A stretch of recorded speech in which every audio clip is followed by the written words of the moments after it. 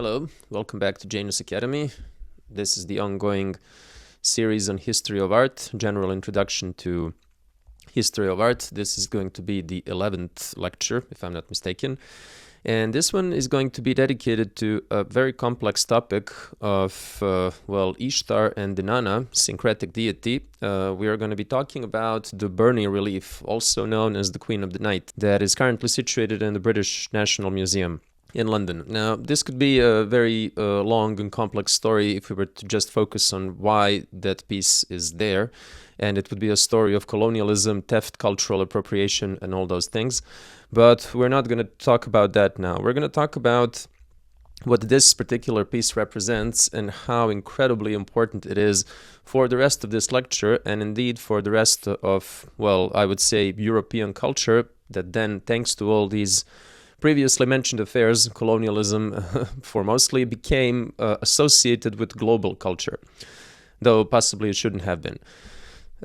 We don't really know what this represents. There are different theories about what it is, and the one we're going to be running with is that it represents Inanna, that is syncretically equated to the divinity of Ishtar. The two come together after a certain point, though they don't begin as such. They begin as two distinctly separate different deities, but eventually we merge them together. So I'm probably going to be referring to this figure as Ishtar on one end and Inanna on the other, and I hope you forgive the lack of clarity, but they do begin their mythical and sacred journey as two different deities.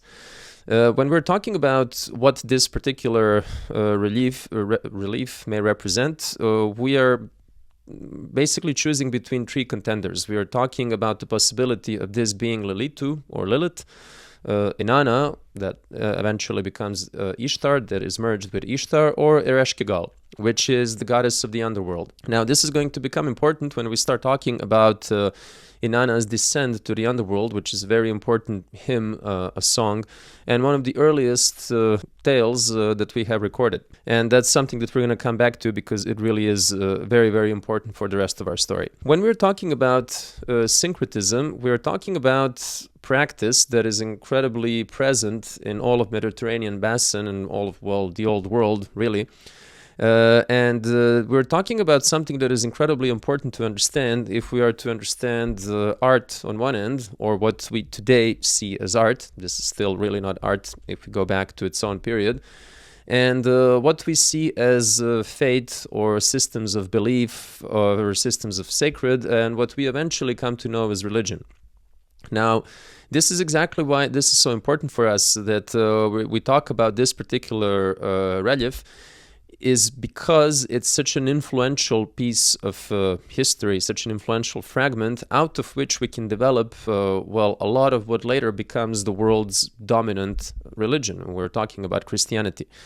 And we can see how many of the themes are already present here, and we can see how this particular piece, much like the Egyptian ones that we spoke about earlier, and much like the ones that we're going to address after this one, acts in two directions. It really goes back into the distant past, and it projects itself into the distant future, meaning that it takes already present themes. I wouldn't say motifs, but I would say, or leitmotifs, but I would say archetypes. That may be more adequate.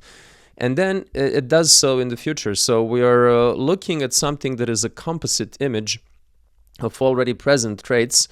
And then we're looking at this composite image being incredibly influential for what is to come later. And you could really look at every step of the way that we are going to address throughout this course in the same fashion. You can say that it's always a synthesis of something that came before, and it's always hearkening back to the distant past, but it's also announcing a distant future.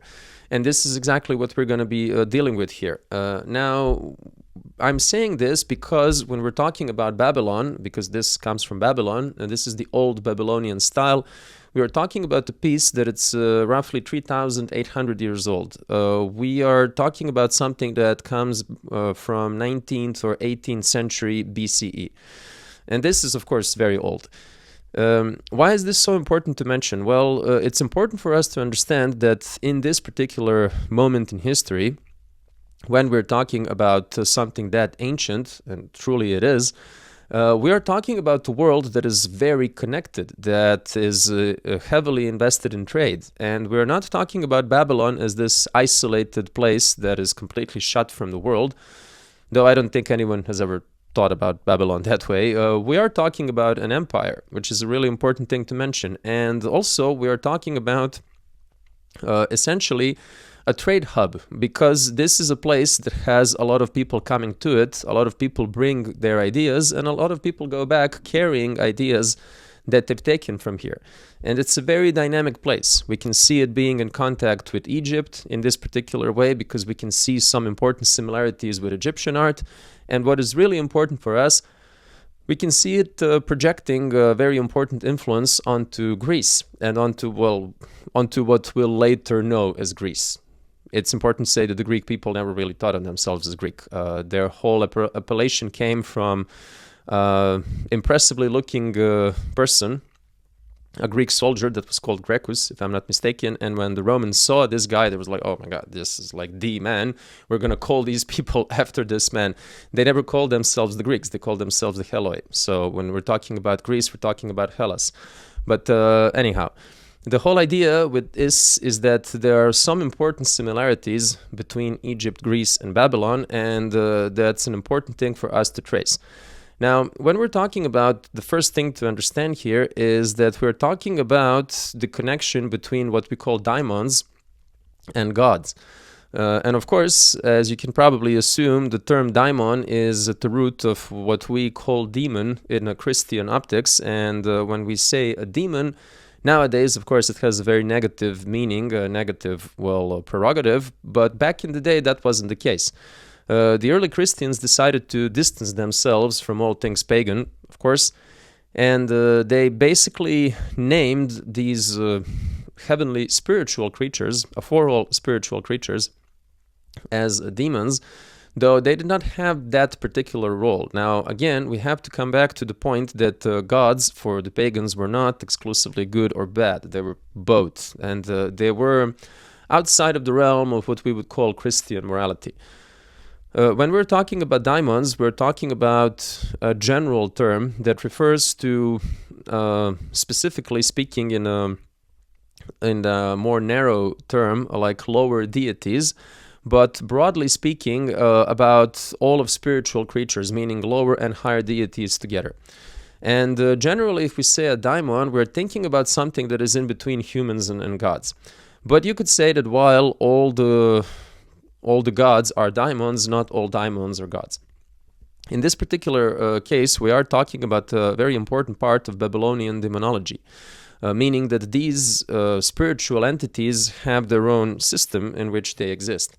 And if we're talking about, what we eventually come to know as the cult of Ishtar, we are talking about, the Queen of Heaven, very important appellation. And we are talking about the goddess of love and war. Now, it's a curious thing how these divinities always tend to function in pairs, and how they always cover more than one aspect. So we don't really only have, with these Babylonian Egyptian gods, we don't have a god or a goddess of a single thing. So they cover different things at the same time. So it wouldn't be like that, let's say, an Egyptian Sekhmet, the lion-headed goddess of war and healing, is covering two things that are, you could almost say mutually exclusive in a way. You go to war to harm people and to kill people. So you want to do the opposite of healing when it comes to war. But then you think about Ishtar, that we're talking about. She's the goddess of love and war. And you say, this is almost equally strange. It's almost dichotomical, because we're talking about, what Freud called Eros and Thanatos, basically rolled into one. We're talking about love as a creative force. We're talking about procreation and giving birth to, kids, and all of these things that come as the, result of practicing love. But then we're talking about war, that is, killing people. And so these two things come together, which is really important for us to properly understand the cult of Ishtar that we're going to be talking about, and to properly understand this particular relief. I will probably go back between saying relief or relief, so I hope you forgive this. It's a fairly small piece, I would say. Its height is 49.5 centimeters, width 37, and thickness is 4.8. I got to see this in person, by the way. It's quite impressive. I was very happy to have had the opportunity. And it's something that is really to connect with the general Egyptian context, not just on account of the many cultural, trade, etc. connections, but really on account of representation. Aesthetics is comparable. Now, first thing you can see, visually speaking, when you look at this relief, is that we have a very static depiction, so monumental in this regard. Now, this is not a large piece. We're not talking about monumental in those terms. We're talking about static rigidity, which is really important because it conveys a certain era, a certain air of sanctity. We are talking about, in most cases, what we see as a pagan sanctity, the pagan sense of the sacred that has to do with rigidity. And in this particular regard, we can see that this is closer to Egypt than it is to Greece. One other thing that connects it to this general, broadly speaking, part of the world that has to do with the Fertile Crescent, because this is where Babylon is this idea, again, of a column, of a totem pole, where we can see a person being represented as a totem. Not necessarily anachronous, but geographical it is. I don't think we can really talk about totem poles in that regard when it comes to Egypt, but definitely it is connected in terms of symbolism and meaning and function. The rigidity is really, really important because we draw a sense of respect, a sense of power, and to a large extent a sense of dread, because this is a terrifying figure in more than one ways. Now, another thing that connects this to Egypt, especially if we're talking about the Sphinx, is the idea of hybridity. So we see how we constantly go back to animal-human hybridity, how this is not an isolated incident. We've started talking about this, with the very first lecture when we said that we could not properly identify the face that we were talking about as human or animal. It was abstract enough to be both. But then as we moved along, we were like, okay, this is probably human. This is looking more and more human. Our imagination is nearing, depictions of humanity, until we get to Lovenmensch figurine that is obviously a hybrid representation. And then we get to the Sphinx, which is obviously a hybrid representation. Here we have, exactly the same situation. We have a hybrid representation of something that is half animal, half human. Not necessarily 50-50, but not to get into that kind of hair splitting. This is an important thing because if you think about, let's say, important Greek statues like Nika from Samothrace, the famous Winged Victory situated in the Louvre Museum, you are also talking about animal-human hybridity. Now, you may not be thinking about it that way, but it factually is. I mean, if you're talking about angels, how we depict them in our imagination, that's exactly what we're talking about, because they have wings of birds. And so does Nike, the goddess of victory. And so does Ishtar, or queen of the night, here present, that, again, may be Lilitu, Inanna, or Ereshkigal. I have to say that Lilitu, of course, is in connection to apocryphal idea of Lilith, the first wife of Adam. So there's an obvious connection, in terms of the name being used. And the Ereshkigal is the goddess of the underground and an estranged sister of Inanna. So just to properly contextualize that. And later, if we get to time, and I hope we will, we'll be talking about the holy tree, the sacred tree that was planted by Inanna and that has been squatted or occupied against her will by the female daimon Lilitu. Now, if you're talking about the sacred tree, of course, you are going back to the biblical context of the tree of knowledge of good and evil, but we'll get to that. Now, I want to come back to the depiction of what we actually see here.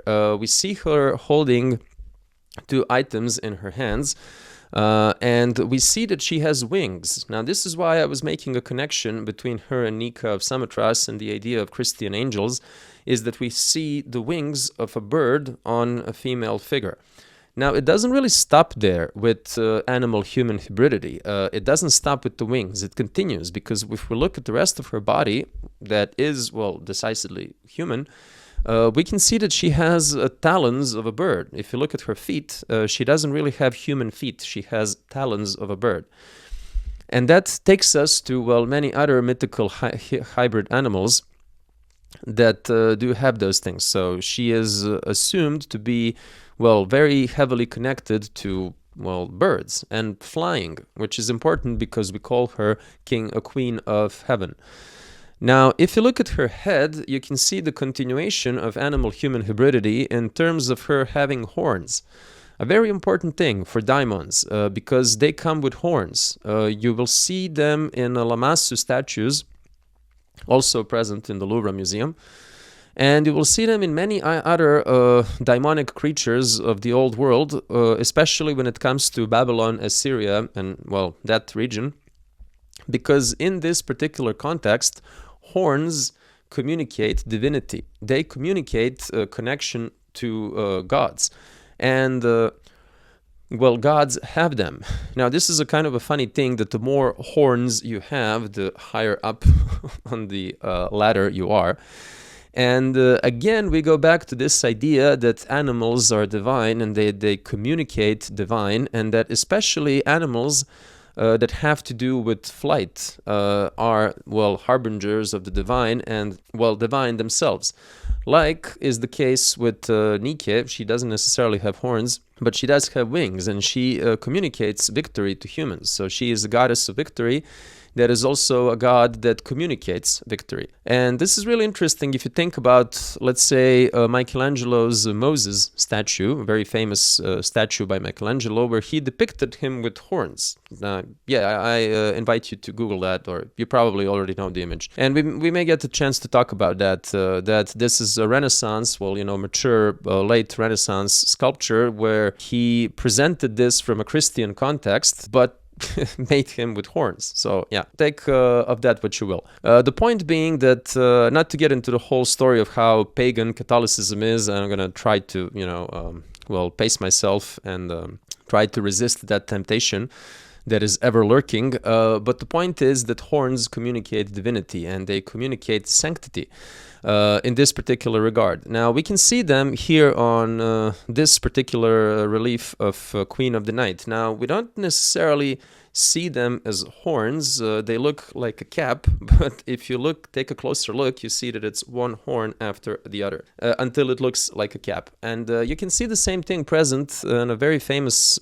stela, that is the Code of Hammurabi, where we can see Hammurabi being given its laws by, well, the supreme god of the sun, and he too has horns that look like this. Now, there's something to be said about the wings of this creature in front of us that make us think that she may not be Inanna, she may be Ereshkigal, her sister, because her wings slope downwards. They're closed, they're not open. And this would indicate her connection with the underworld rather than with the realm of heaven. So not that she would take flight, but that she would, be underground. But we're not going to go deeper into that. I think it was just important to mention. What I think interesting is that there is a possibility of a fluid identity here, is that these three figures are separate and they're well defined. They have their place in Babylonian myth.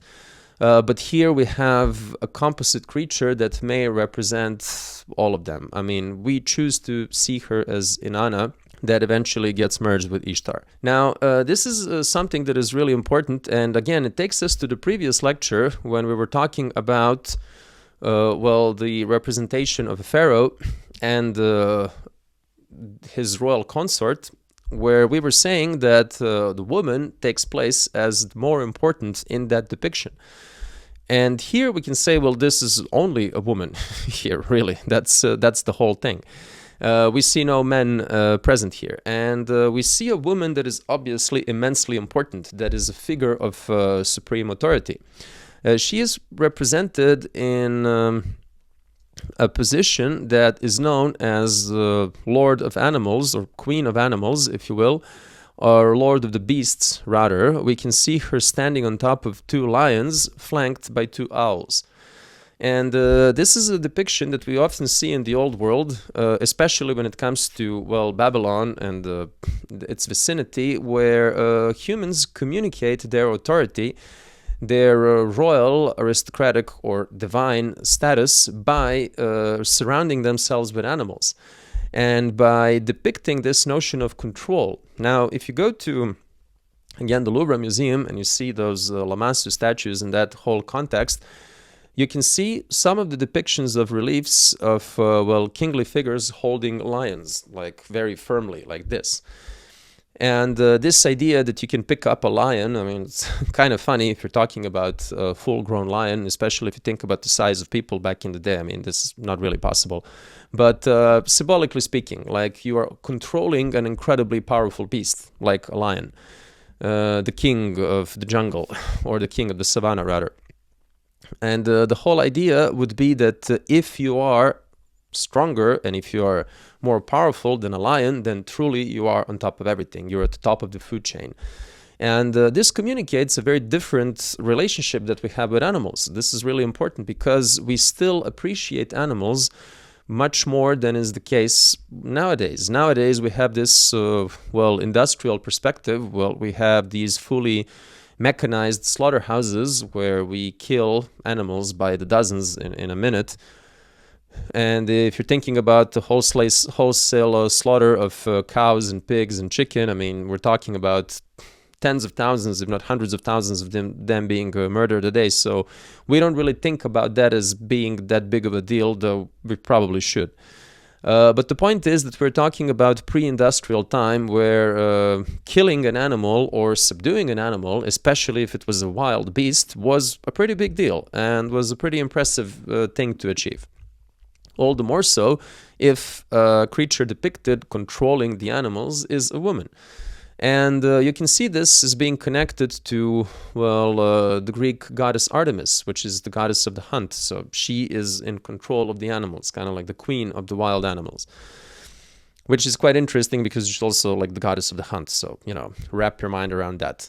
You have this present, of all places, in a lot of Disney cartoons, this whole harkening back to the myth of Artemis and her connection with the animals. And so we can see where all of this comes from. And we can see that if we're looking at Magna Mater depictions from the old world that are even older, some of them are even older than this particular piece, we see the same thing, a woman sitting on a throne surrounded by wild beasts. And a lot of them are, well, predators. They're prey. They're predators, yeah. So not prey beasts, but predator beasts. And this is really the context. Now, it's interesting because we look at the cult of Inanna and cult of Ishtar as goddess of love and war. Now, you can get the war part. So she is a mighty entity. She is connected to heaven. It's obviously a solar principle if she is flying and has to do with heaven.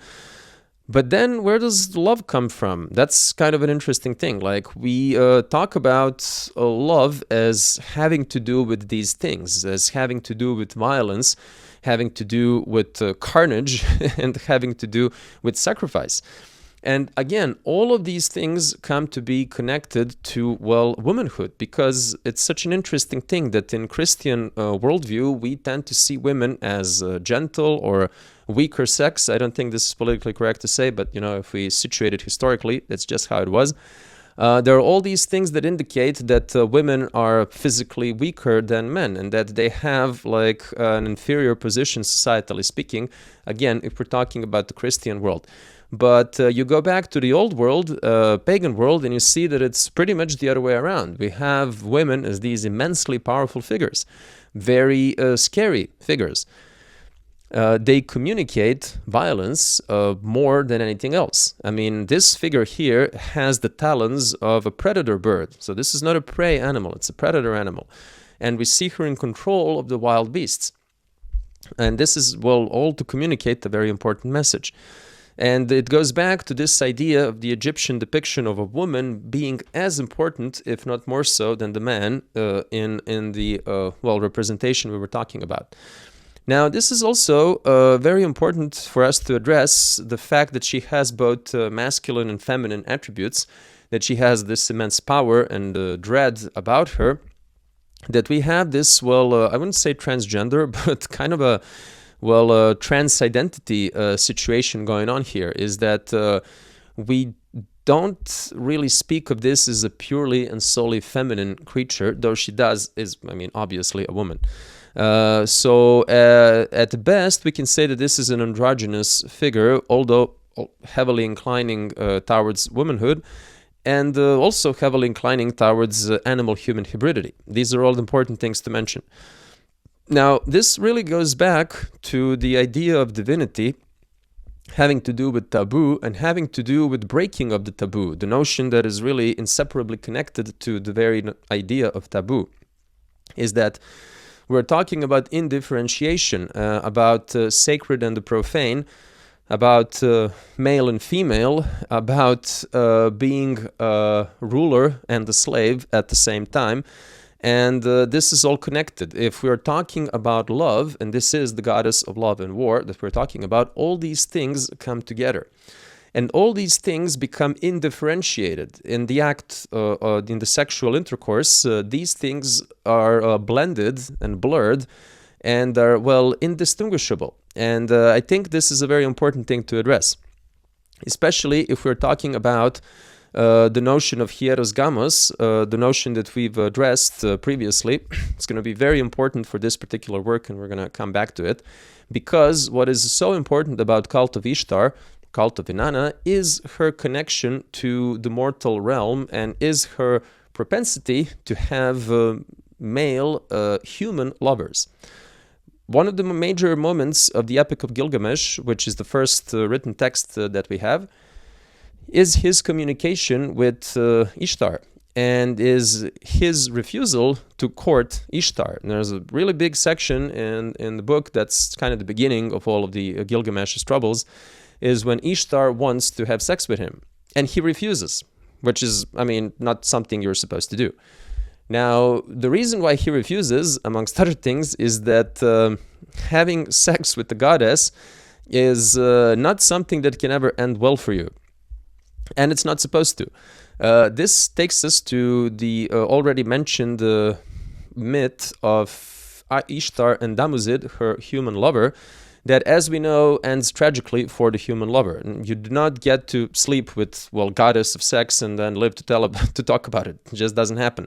Meaning that Damuzid is a sacrifice. It's a sacrificial offering, which is incredibly important for the functioning of the cult of Ishtar, because the whole idea of being a ruler of Babylon, ever since Sargon of Akkad became that from the old Babylon and onwards, was that you ritualistically and symbolically marry with Ishtar.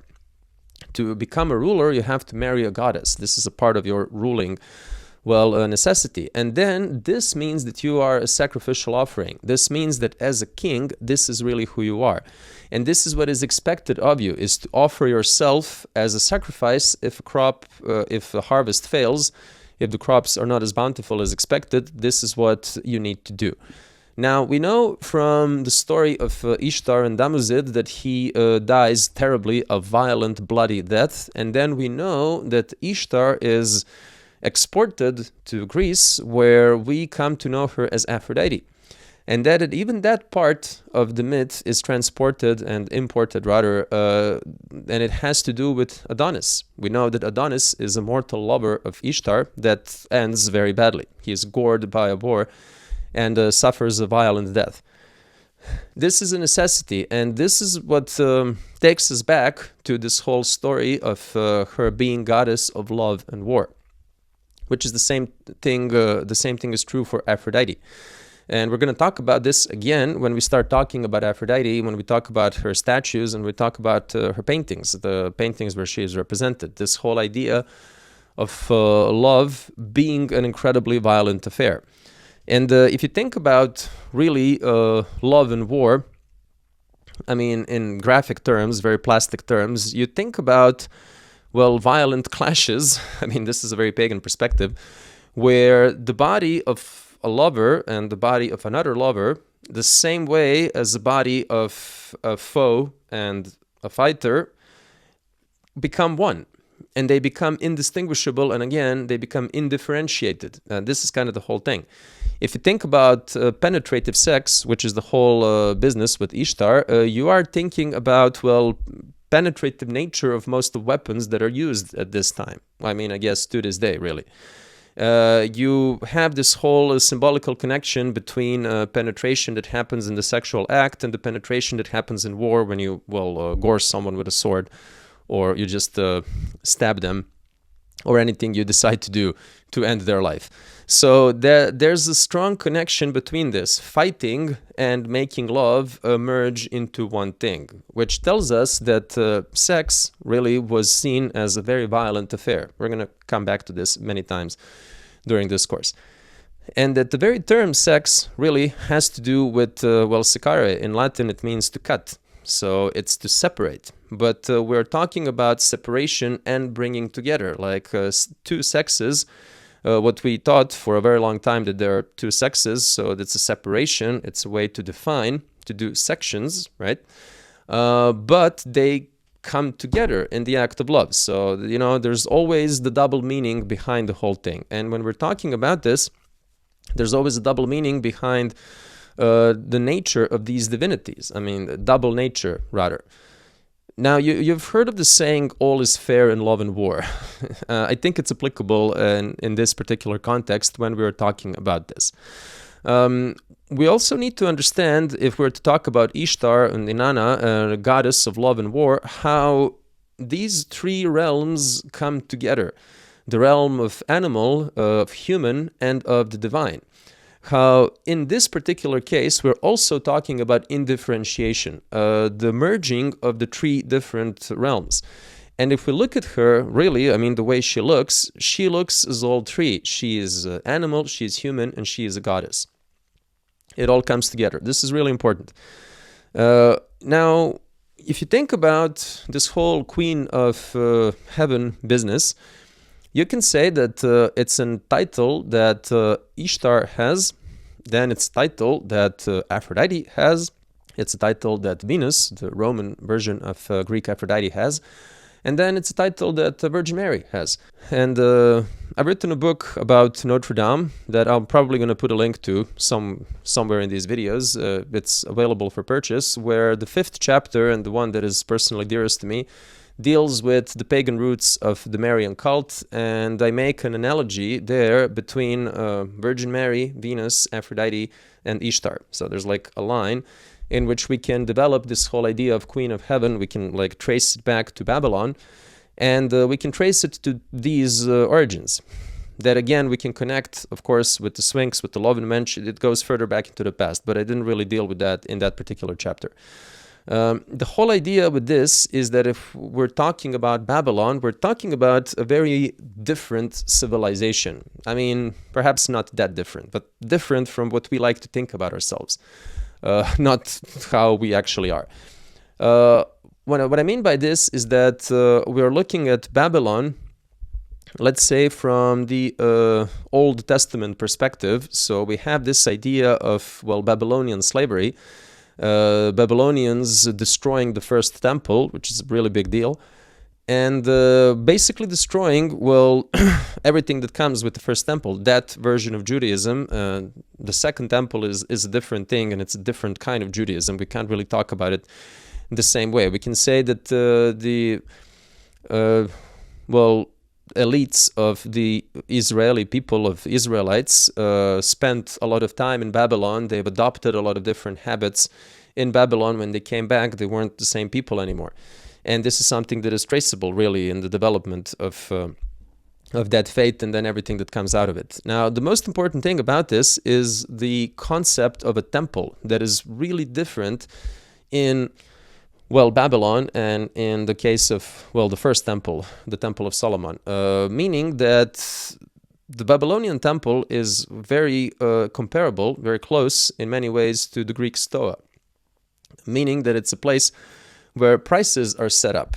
It's a place where currency is being debated and placed forth.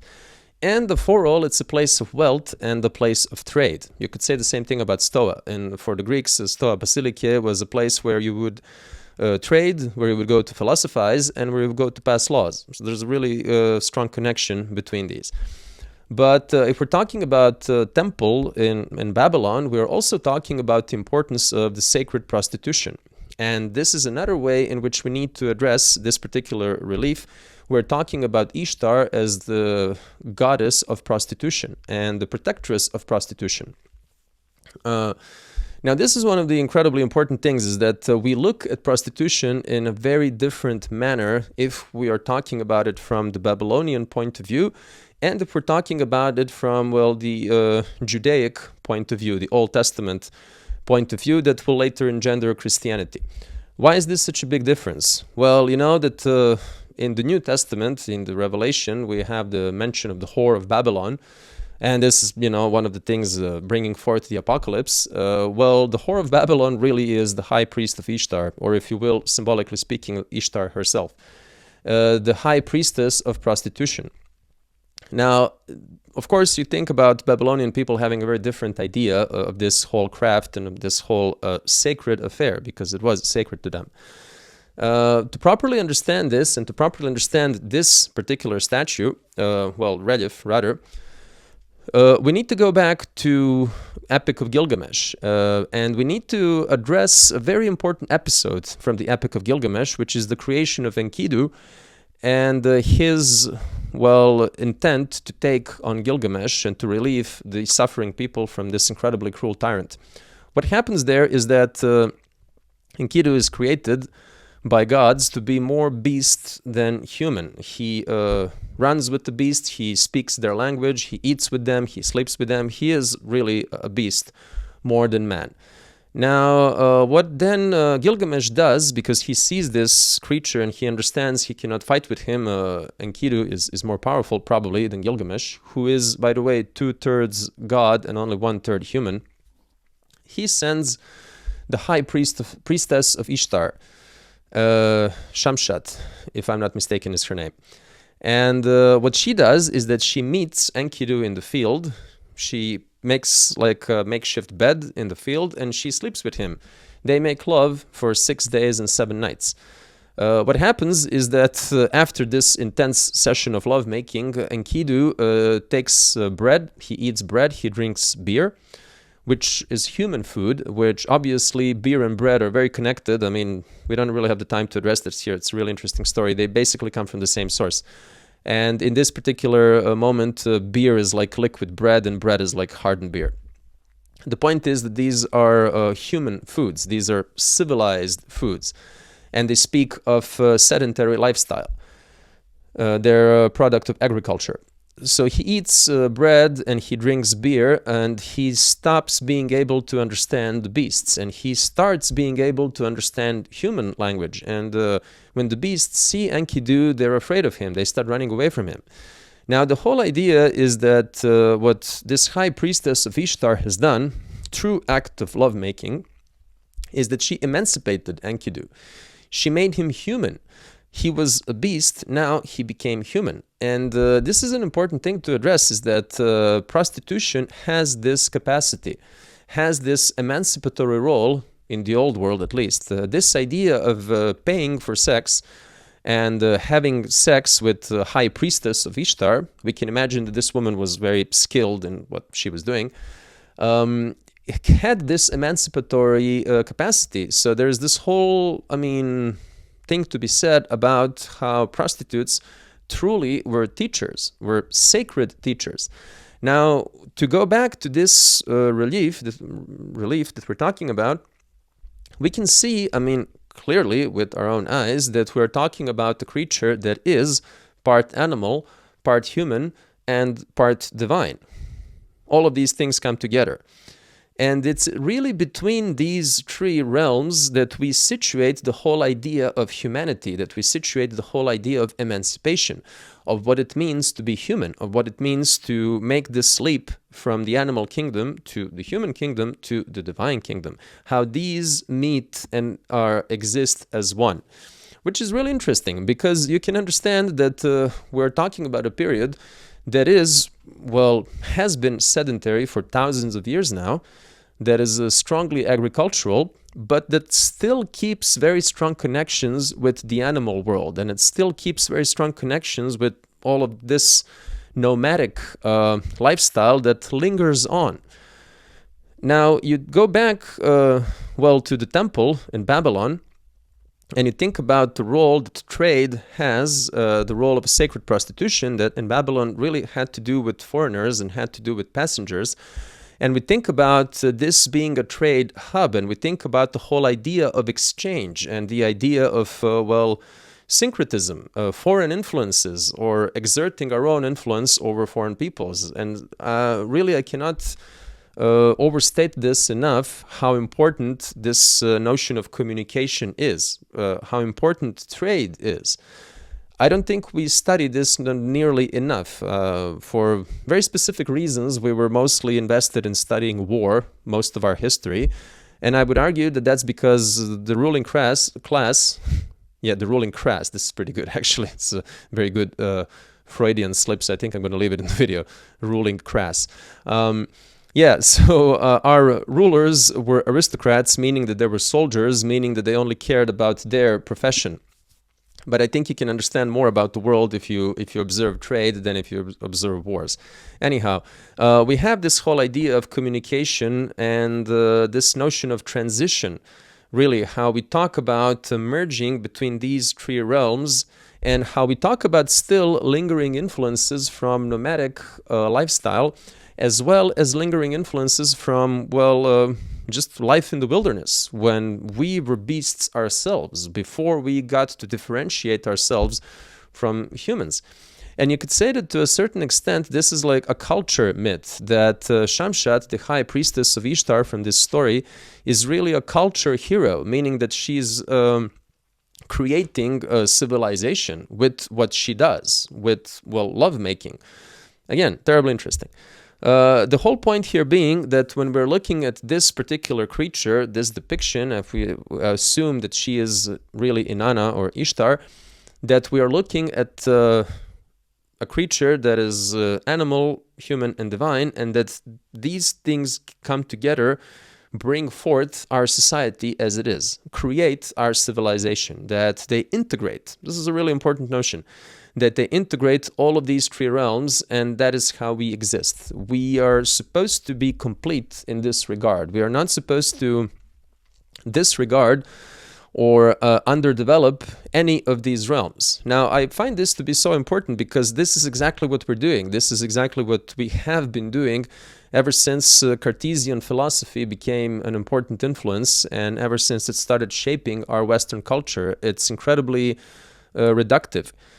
And it has this singular focus on reason, like reason being the king of all. Whereas here we see this, well, incredibly important deity, one of the supreme deities really in Babylon, not being invested in reason like all that much or at all. No, it's again divine, human, and animal. And you get the point. Now, I want to go back to this whole idea because we could talk about trade and divinity, and I mean, it's really super interesting, but we really need to go back to this whole idea of king that is marrying a high priestess, or generally speaking, symbolically speaking, goddess herself.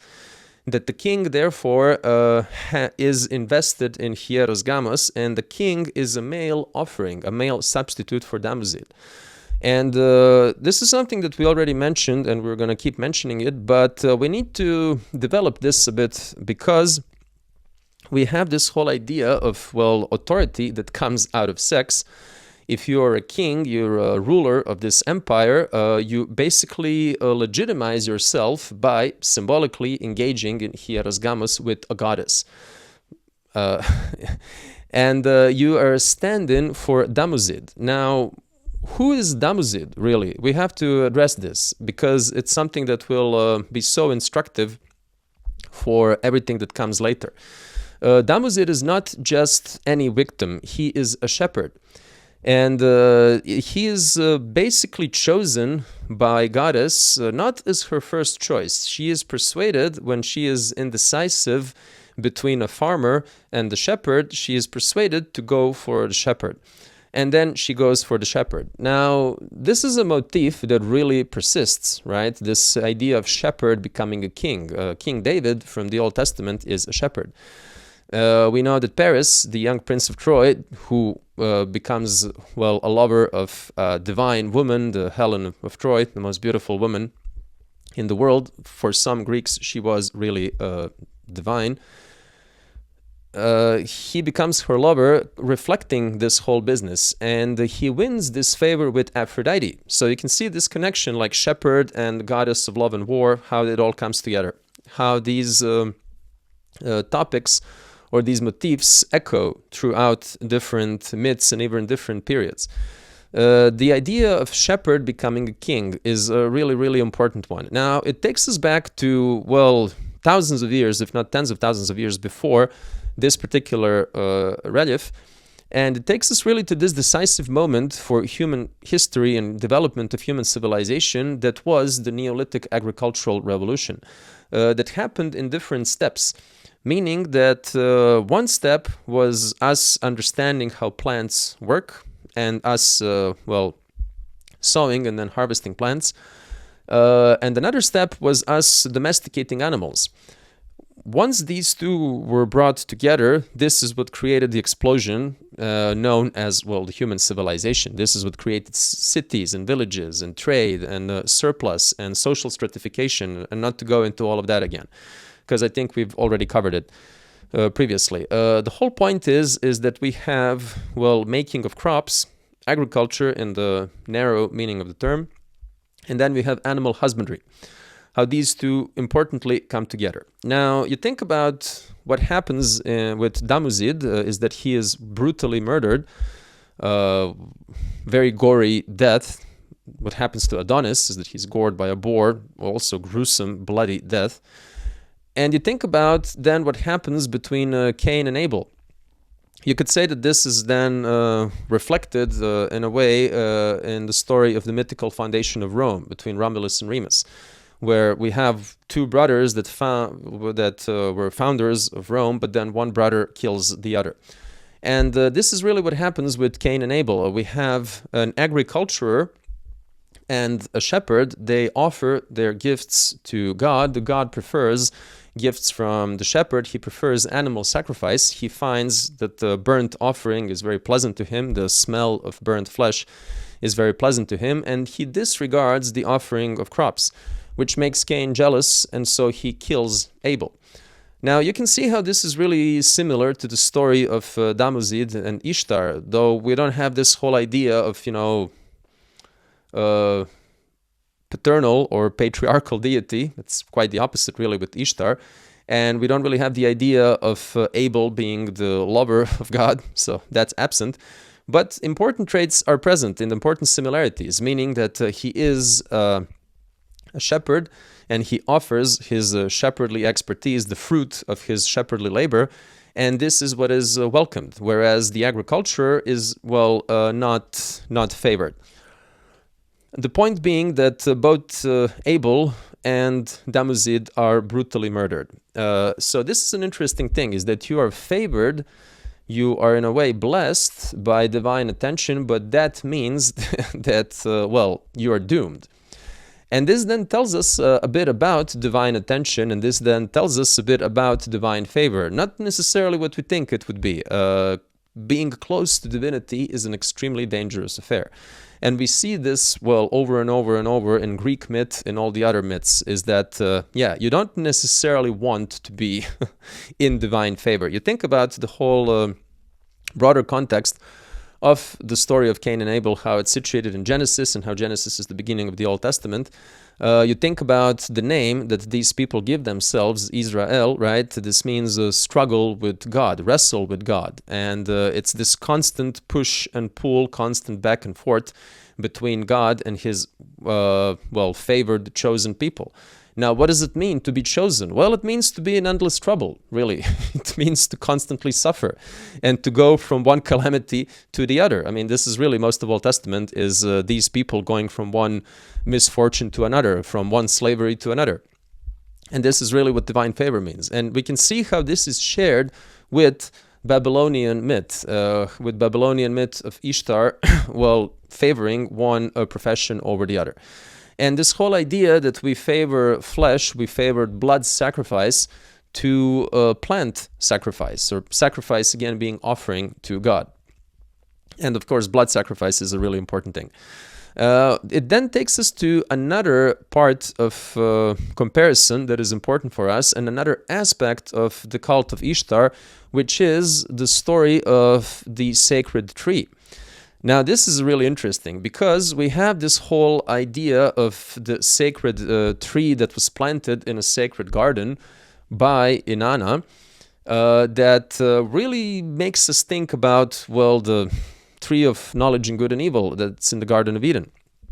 And what we're talking about here is the story that has to do with her planting the tree of Hulupu. And this is basically the tree that grows then to be incredibly powerful, and that she plants wanting eventually to have a throne and a bed made for her. Now the tree blossoms and grows and becomes strong, until a certain point we have a serpent become, well, the unwanted habitant of the tree. The serpent rolls itself in the roots.